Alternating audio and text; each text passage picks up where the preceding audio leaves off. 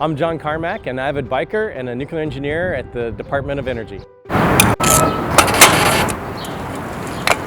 I first started biking when I was about 9 years old and was delivering newspapers in Spokane, Washington. And then living out west, I started racing mountain bikes in my 20s, and I've been biking ever since.